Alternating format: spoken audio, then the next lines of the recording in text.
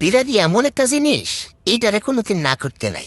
আপনি অন্য কিছুরে না করতে পারবেন, কিন্তু বিরিয়ানিরে না করতে পারতেন না।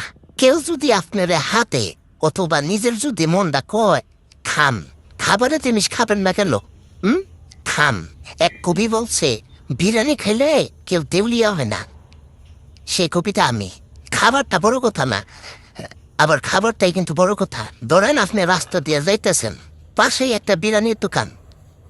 আগে থামবেন, খান আর না খান, দেখটার কাছে যাবেন, এমন করে জ্ঞানটা নিবেন। এটা ভালোবাসা। গোস্তর সাথে চাউলের যে একটা মিলন বন্ধন, এইটারে ফাঁকাইয়া আপনি যখন মুখে দিবেন, এরপরে যখন সম্বন করিবেন দত্র দ্বারা, আপনার জিব্বাও আপনার প্রশংসা করব।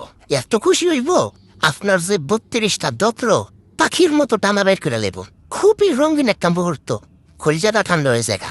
এটাতে না করতে নাই। হইতে পারে আপনার ডায়াবেটিস বা হাই প্রেশার, তাহলে কি আপনি বিরিয়ানি খাইতেন না? বিরিয়ানি বুঝছেন, বিরিয়ানি খাইতেন না। আপনি খাবেন, আপনার খাইতেই হইব, কোনো অপশন নাই, কিচ্ছু করার নাই, খাইতেই হইব। এক কাজ করেন, আপনি বিরিয়ানি অর্ডার দেন, আপনি খাবেন। আপনি খাবেন, আমি বুঝছি আপনি খাবেন, অর্ডার দেন। আপনি না খেলে আমি খাবো।